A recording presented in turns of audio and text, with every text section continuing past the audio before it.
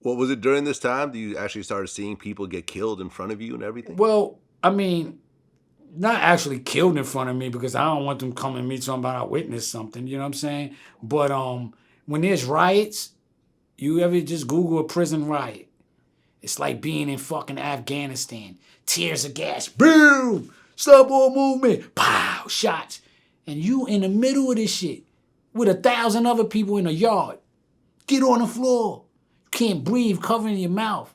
And from things like that and those injuries that happen, whether it's from an inmate or whether when the police is coming to extract somebody from the situation, it can become violent. And there's people who died from that. And, my only thing to say to people who have somebody that's incarcerated, I know we all out here living our life, doing our thing, and we got different priorities, but it's very important. You know what I'm saying? I couldn't stress it even more, anymore than to keep in touch with them, man. Because when they see they not getting that support, no letters, no visits, no packages, no money, they think nobody cares. And then they could treat you anyway after that.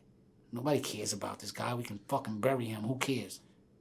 We'll tell them some bullshit and say, oh, this happened, and they get their people to do the autopsy. So your family, if you don't have a family that's really supportive, that's gonna say, no, we getting our own autopsy, we doing all this, we getting our own private investigators. They're gonna sweep that under the rug. You see what they do in the streets?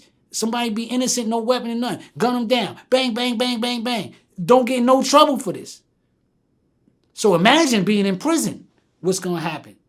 You know? But yet still, you kill somebody, you're gonna spend the rest of your life in prison. No matter what was the circumstance.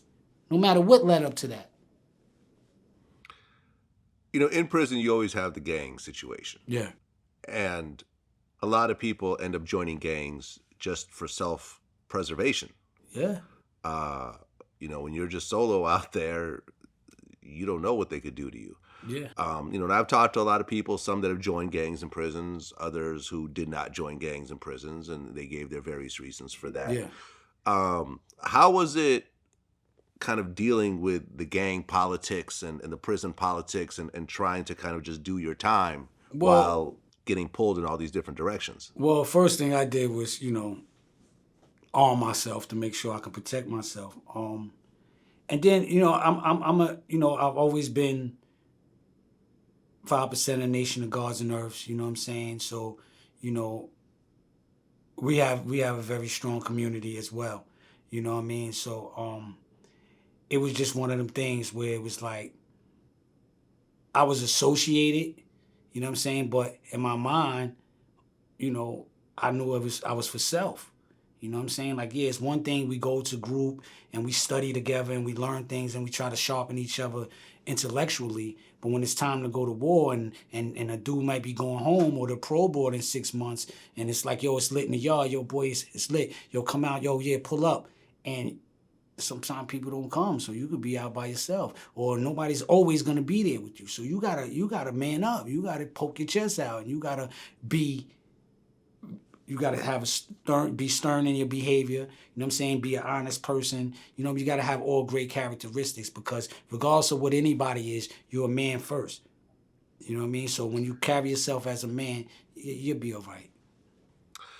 Well, yeah, I remember I interviewed Lil D. He was the crack kingpin of Oakland during the 80s. Yeah. And he did 35 years. And I remember I asked him, I said, what was the biggest adjustment getting out of prison? And I got an interesting answer. He said, well, this was the biggest thing that really messed him up. He's walking around and he's seeing people on their cell phones bumping into each other and just walking without even acknowledging what just happened. Yeah. And he's like, in prison, bumping into someone and not saying, excuse me, that could be the last thing you ever do. I go to the airport. And man, when I got to that airport and seen all these people moving around on these cell phones, if you'd have seen the expression on my face, I was in another world, man. Like I was the look that was on me was like a person that you just let out of a cave. I mean, that's how long I had been gone. Like when I seen all these people on their phones with their head down texting, and bumping into each other, man, it freaked me out, man. Because it was these people was moving so fast, right?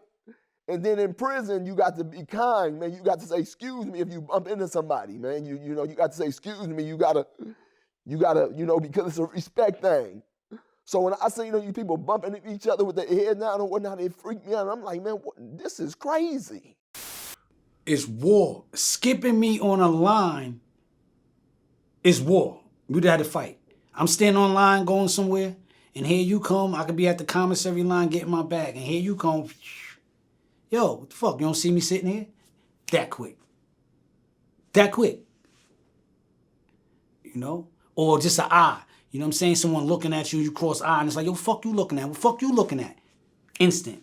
So you have to be prepared at all times, and you have to just be, cautious of your surroundings, you know what I mean? But after a while, once you get it together and you start to get your routine, and there's two ways you can do prison. You can waste your time chilling in the yard, playing basketball, or you can find these programs, which they don't have many, don't get me wrong, don't have many, but you can start spending your time on educating yourself, you know what I'm saying? Taking programs for vocationals, educational, and just going to the law library or whatever, just to keep busy so you don't really have time for the gossip, because it's just like the streets. Everybody got something to say, gossip about this, gossip about that. I thought chicks talk. I'm like, God damn, these niggas, man. These niggas talk about it. I don't give a fuck. What, boy? I don't even want to hear it. So then you start to evolve, you know what I'm saying? And then you start to not want to deal with anything negative. You know what I'm saying? So now, how I am now, I come around somebody talking something negative, I'm out the way. I don't even want that shit seeping in my ear. Because I live this shit. I don't care. I don't want to hear no gangster story. I don't care about your gangster story. I don't care about what you're doing. You doing that, there's a price to pay. And, and I just, I hope you can deal with it because it's hard.